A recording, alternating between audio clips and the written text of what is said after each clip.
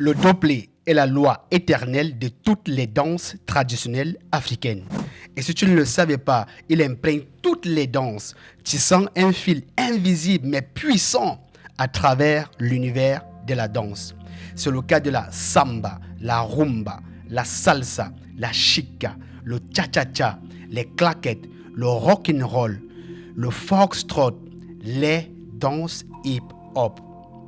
Le doplé enrichit toutes les danses contemporaines européennes, à savoir l'invention des mouvements au sol, le fait de danser pieds nus, la liberté dans les mouvements, l'harmonie avec la pesanteur, l'improvisation, le jeu du poids du corps, l'utilisation des cercles, des courbes, des lignes obliques, brisées et horizontales dans les mouvements et j'en passe. À ce sujet, dans le journal Le Monde du 9-10 avril 2000, il est écrit « La danse africaine est partout dans la danse contemporaine européenne, mais n'est pas reconnue pour elle-même. La vérité, c'est que même en ce 21e siècle, la majeure partie des Africains ont du mal à admettre qu'en matière de danse, l'Afrique dispose d'une technique très élaborée. Pourquoi? Parce qu'en sciences humaines et sociales, le corpus du savoir est fortement marqué par l'ethnologie et l'anthropologie du prisme colonial. Résultat, depuis le soleil des indépendances, nos danses ont été sacrifiées sur l'autel du folklore et désignées selon un mode géographique danse africaine. Sauf que la danse ne se résume pas à un phénomène sociologique. La danse va au-delà d'un phénomène sociologique. La danse est un art.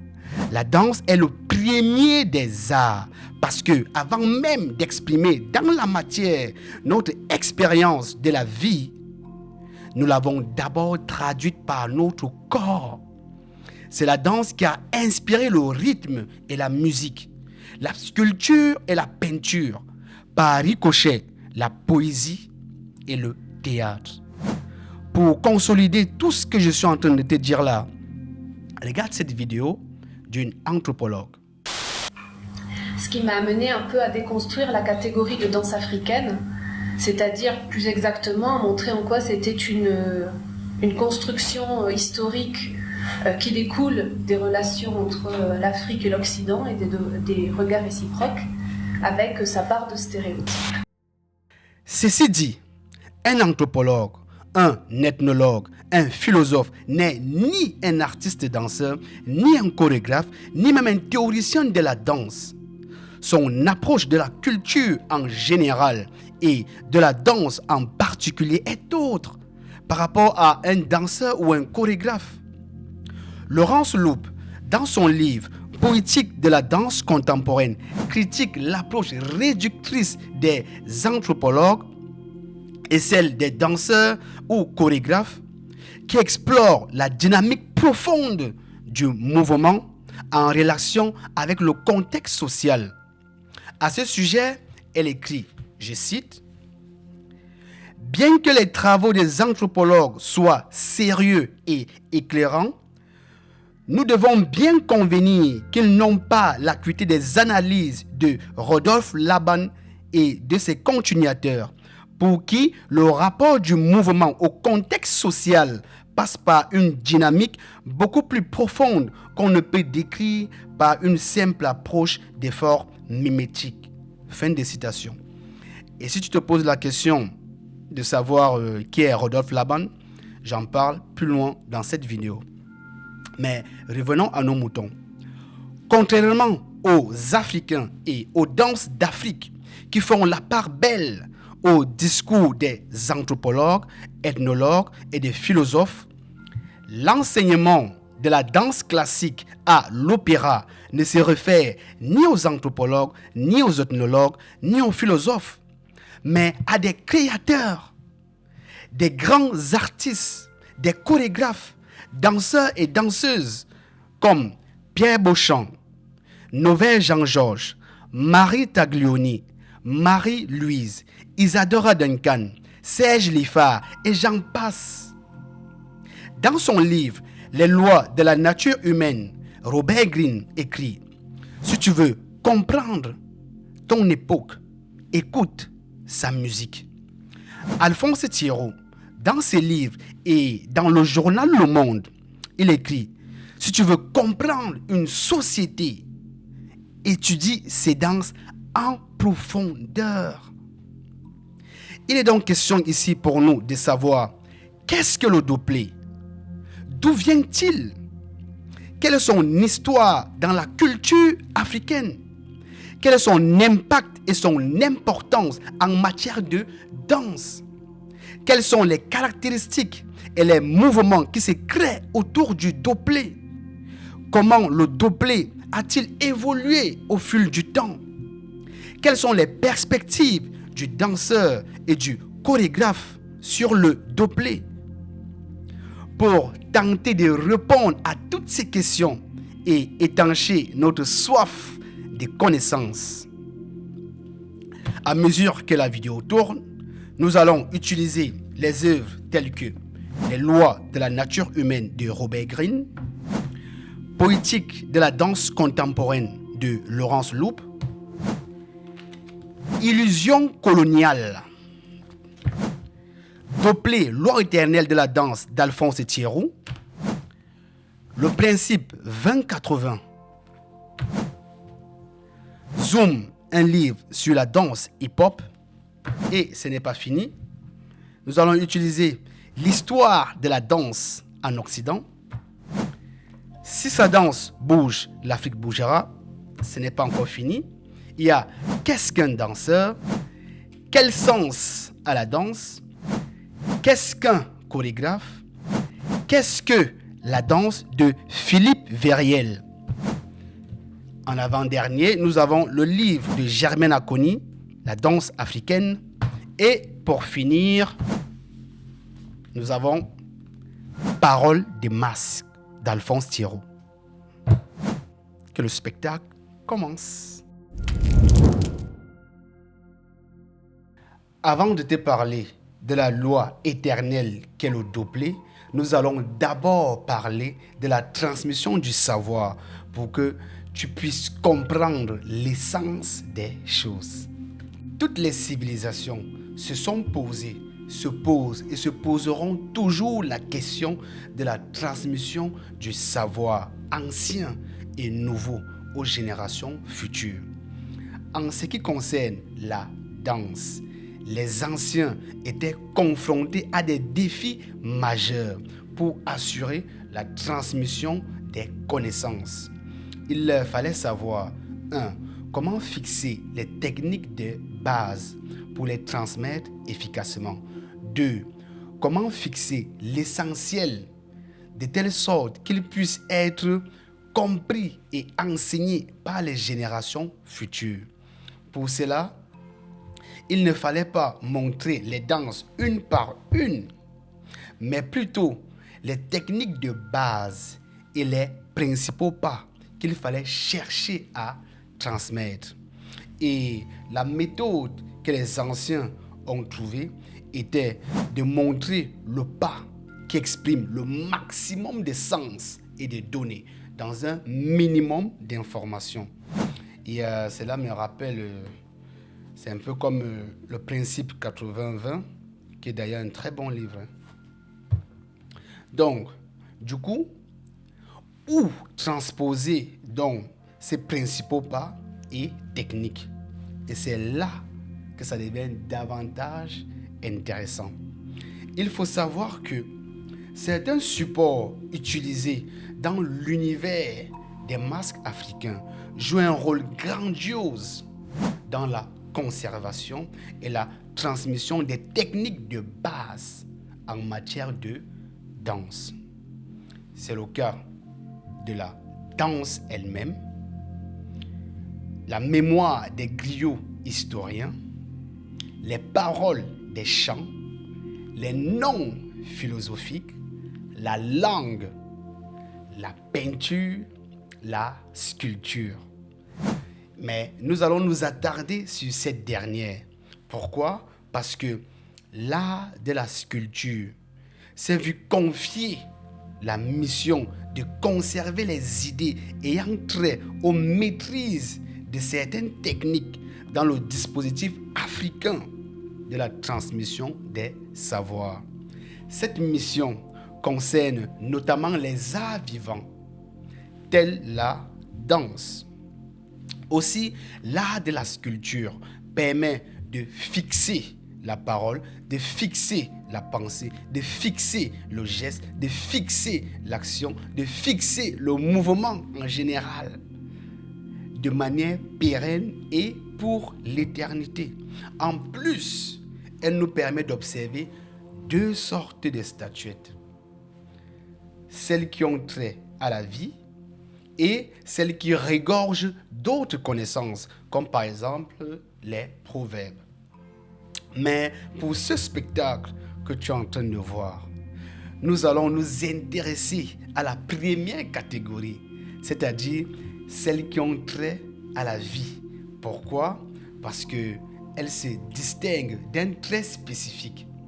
Elles sont toutes en doublet et c'est le cœur de notre sujet.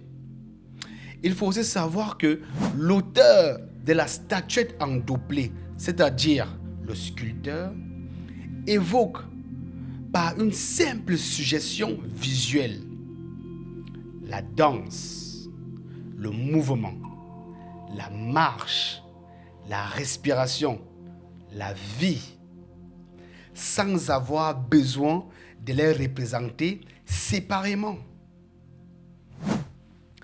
Une dernière chose, il faut aussi savoir que le doublet ne se limite pas seulement aux statuettes. Nous les retrouvons aussi dans d'autres objets, comme par exemple les instruments de musique, les poids à peser, les jeux, les cuillères sculptées. Comme quoi, il faut apprendre à voir. Et cela me fait penser à un livre que j'ai lu, voilà. Les outils des géants. Voilà, les outils des géants de Timothy Ferris, où à l'intérieur, il est écrit: pour devenir artiste, il faut apprendre à voir. Ok, bon. Maintenant que nous avons fini de fixer le décor, on va entrer dans le vif du sujet. Le nom doublet tire sa source dans le langage sacré des masques de la sagesse. Ce dernier dispose d'une loi selon laquelle une langue sacrée spirituelle, dont divine, n'est la propriété de personne. Elle fait partie de la mémoire collective et appartient à tous ceux et celles qui savent l'apprécier. Le doublet se compose de deux mots, le do et le blé, qui signifient respectivement le mortier et le pilon, qui sont, si tu le remarques bien, les ustensiles de cuisine communs à tout le continent africain. D'où le nom comme le mortier de la matinée, le mortier de la soirée. Mais pourquoi le mortier? Parce que dans l'univers des masques africains, le mortier, de par sa robustesse, son équilibre, sa solidité, son adhérence au sol, est le symbole de l'être humain, debout, les pieds sur terre, au sein de l'univers et associé à l'œuvre de la création. Et cela me fait penser à l'un des magnifiques poèmes de Léopold Sédar Senghor, tiré dans son livre Chant d'ombre suivi de Hostie noire.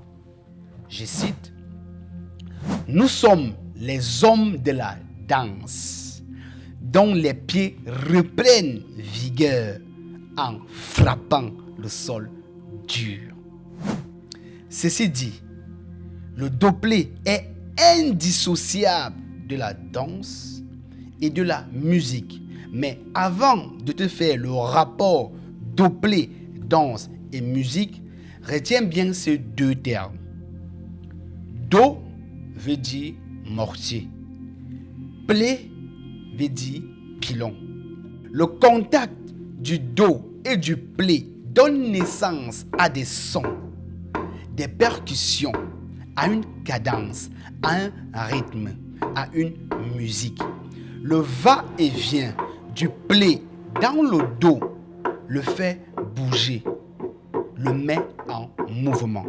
Si le Do bouge ou se met en mouvement, c'est qu'il danse. La musique créée à partir des contacts du Plé et du Do transforme le Do en instrument de musique. Jouée à l'ordre du Plé, objet dansant, elle fait du pileur ou de la pileuse un compositeur. Le va-et-vient du Plé dans le Do provoque chez le pileur ou la pileuse une libération de la vie à travers le mouvement. Nous voilà donc assistant à un spectacle de danse dans lequel le danseur ou la danseuse interprète sa propre chorégraphie sur sa propre musique en même temps qu'il les crée. La danse traditionnelle africaine naît donc de l'union intime du son et du geste, du mouvement et de la musique, comme un enfant naît de l'union intime de l'homme et de la femme. Ceci dit, la danse est le symbole de la vie et les jambes en doblé sont une manière de représenter la vie dans la sculpture africaine, de souligner avec force qu'elle est souple et vivante. Et cela ne veut pas dire que là, il va falloir chercher dans tous les objets d'art africains en doblé les statuettes qui dansent et celles qui ne dansent pas. Non. Ce qu'il faut comprendre, c'est que la flexion est par essence dynamique et vivante. Car ce qui est raide est mort. Les genoux fléchis sont donc le signe d'une potentialité à danser.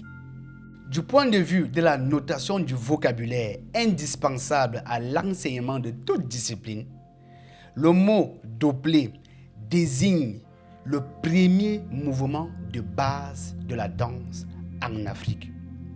Déjà, l'expression mouvement de base sous-entend l'adhésion du danseur à la terre et souligne la valeur symbolique de toute figure de danse. Nous appellerons donc mouvement de base les positions premières et fondamentales autour desquelles s'articulent toutes les danses communément appelées africaines. Ces invariants, selon les classifications, sont au nombre de 10. Nous les retrouvons totalement ou partiellement dans toutes les régions, chez tous les peuples africains, quelle que soit l'influence du milieu naturel. Maintenant, comment est-ce que l'artiste peut représenter le doblé à travers son corps? Nous répondons, le danseur ou la danseuse est debout, genoux fléchis, les pieds parallèles, posés à plat, adhérant fermement au sol et sont écartés l'un de l'autre d'une longueur égale à la largeur des épaules. Le torse est en légère flexion.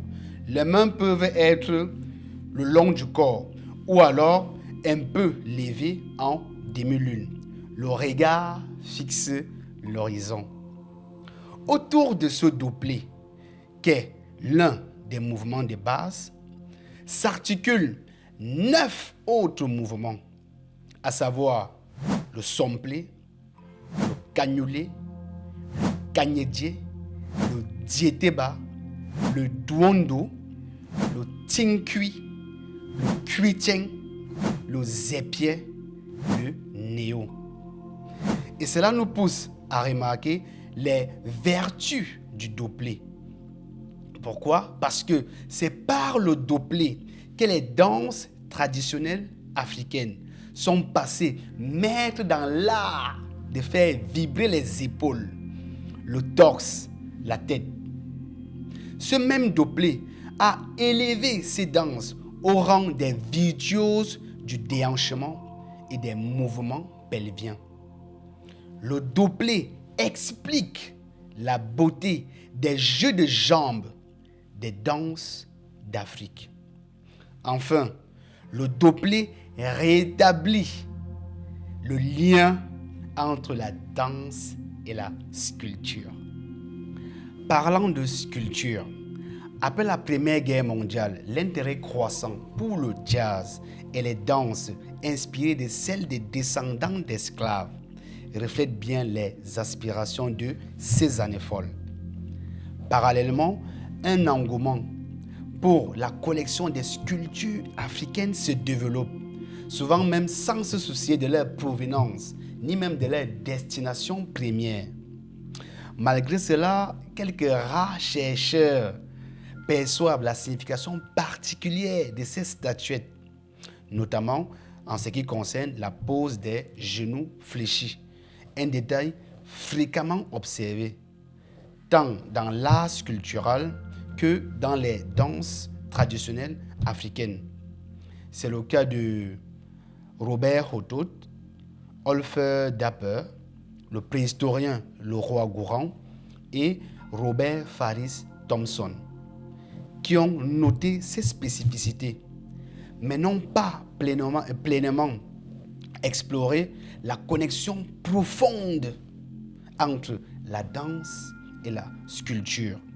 Et le pire, c'est que la plupart des gens se réfèrent sur ces écrits pour pouvoir comprendre les œuvres d'art africain ou alors l'art en général. Or, c'est déjà faussé en avance. Déjà, dans Si sa danse bouge, l'Afrique bougera, Guillaume Apollinaire le mentionnait déjà à son époque. Le manque d'outils pour pouvoir comprendre ces œuvres d'art. Et c'est donc dans ce contexte-là que Alphonse Thierroux apparaît, remettant en question toutes les analyses effectuées par ces chercheurs, explorateurs, missionnaires, trop hâtifs dans leur jugement. Et donc, en réponse, il développe le doplé, refutant l'idée de ses contemporains selon laquelle les danses africaines seraient monotones, répétitives, ennuyeuses et dépourvues d'esthétique. Son exposition, intitulée « De la danse à la sculpture, un autre regard sur l'esthétique africaine » illustre bien le potentiel créatif des danses africaines, mettant en lumière leur profondeur esthétique et leur capacité à inspirer l'innovation. Mais pourquoi est-ce que je te dis tout ça? Pour que tu comprennes une bonne fois pour toutes que la sculpture africaine, bien que porteuse d'un langage secret, ne se limite pas uniquement à un truc religieux ou magique.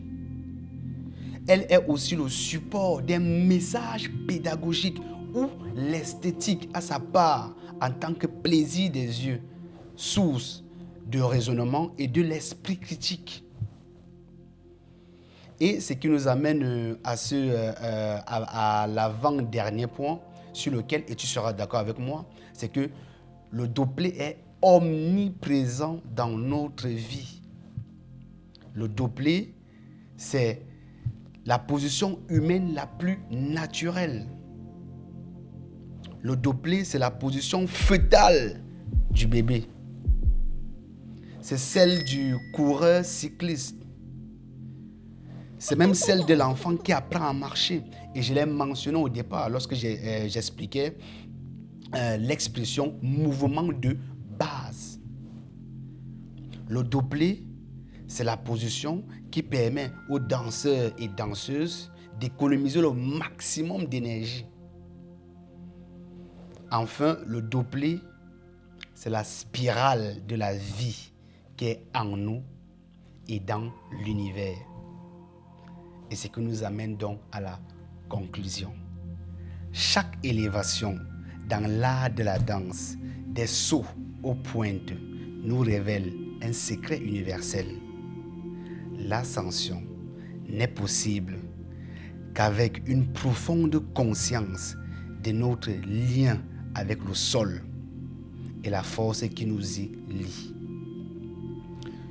Le doublet, au cœur de tous les styles de danse, n'est pas seulement notre fondation. Il est le maître qui nous apprend l'importance de s'enraciner avant de s'envoler. D'ailleurs, tous les livres en parlent et en font référence. L'ancrage à la manière des Africains, les genoux fléchis à la manière des Africains, et j'en passe. L'un des livres, Qu'est-ce qu'un danseur? Nous pouvons lire. La leçon vaut pour tout danseur dans tous les styles. Pour s'élever, il faut savoir s'ancrer. Mais lorsqu'on te parle des genoux fléchis, de l'ancrage, ça porte un nom. Ça s'appelle le doublet. Mais personne n'en parle. Les anciens, des milliers d'années, ont mentionné ça dans les statuettes, les statues, des masques. Le doublet est bien plus qu'une technique. Il est la première note d'une mélodie qui nous porte vers les hauteurs. Il est le legs des anciens, la clé pour déchiffrer le langage universel de la danse qui, au-delà des frontières, favorise un dialogue riche entre les cultures. Alphonse Thierot, père fondateur du doublet, nous interpelle. Nous, danseurs, danseuses et chorégraphes africains, à transcender les étiquettes réductrices telles que danse africaine, danse contemporaine africaine, danse moderne africaine, danse afro-hip-hop et j'en passe. Il nous invite à puiser dans notre riche héritage pour forger une expression authentique et profonde qui reflète notre véritable histoire et notre identité. Ainsi, le doublet n'est pas seulement un mouvement. Il est une invitation à redécouvrir nos racines, à célébrer le patrimoine commun et à dialoguer avec le monde à travers le prisme enrichissant de la danse. Alors, je nous pose la question. Comment allons-nous répondre à cet appel? Yaya.